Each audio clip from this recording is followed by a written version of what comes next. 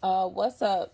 What's up? This is Empress Leader G coming at you from Divine Intervention TV. Like I stated in my last video, like I said in 2021, I was just led to do a lot of meditating, reading, and journaling.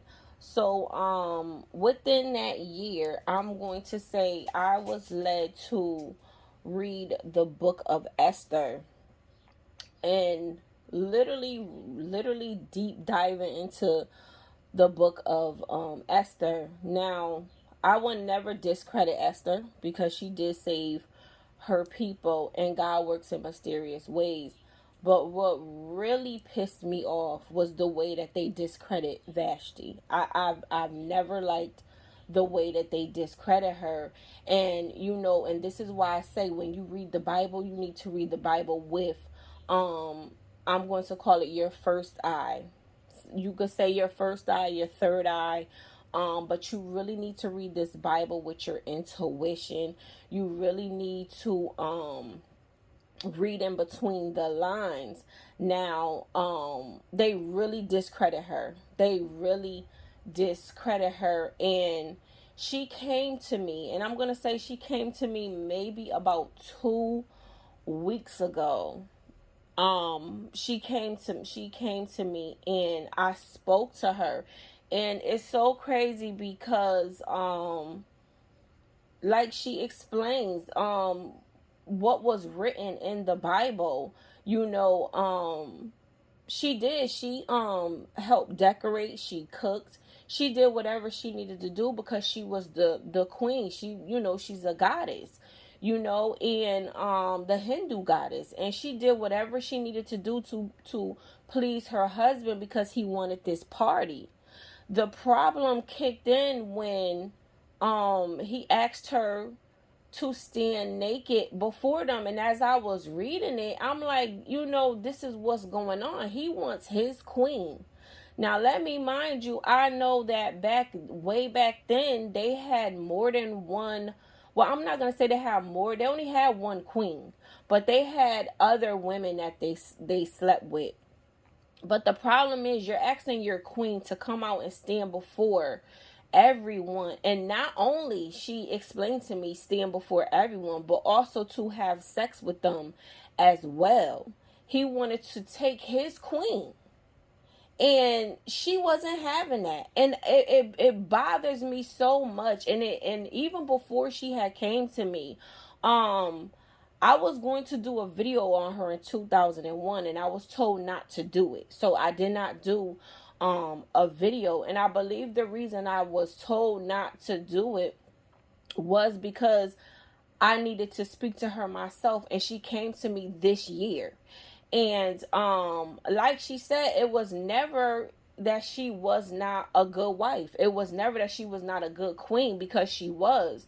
The problem was when he wanted her to come out and stand before other kings. He wanted her to come out and sleep with other kings that she could not understand. She could not fathom that. She could not understand that she is the queen. She does not sleep with other kings. She only sleeps with, her body was, a temple, and she only slept with her king. And he did not respect that. And she came to me this year because she said, just like the situation that I went through with my job, she was like, we've all been cast out. And she said this was her reason for coming to me, because she wanted me to read it. She knew that I would understand her pain. She said that, in some way, shape, or form, a lot of the divine feminines has been cast out and shamed for something that they did not do. They've been shamed and cast out for things that they did not do or anything wrong.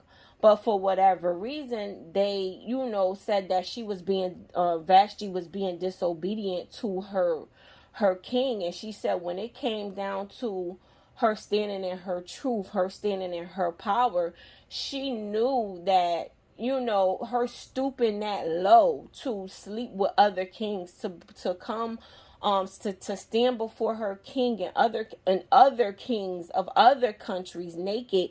She said she was not going to stoop that low. And it was so crazy because and before I even spoke to her, as I was reading the book of Esther, so I said, so they cast Vashti out. As I'm reading, I'm like, so they cast her out, and basically because she wouldn't get naked. That's all I kept thinking in my head, was that she wouldn't get naked. And I already kind of figured. I'm like, and I'm just reading it, I'm like, okay, she didn't want to get naked and she didn't want to sleep with other kings. And lo and behold, when she came to me, this is exactly what was being done to her. This is exactly what was being done to her. And she is literally cast out in the Bible as if she was this disobedient queen. And she's not. She is a woman of integrity. She is a woman that stands in her power and stands in her truth.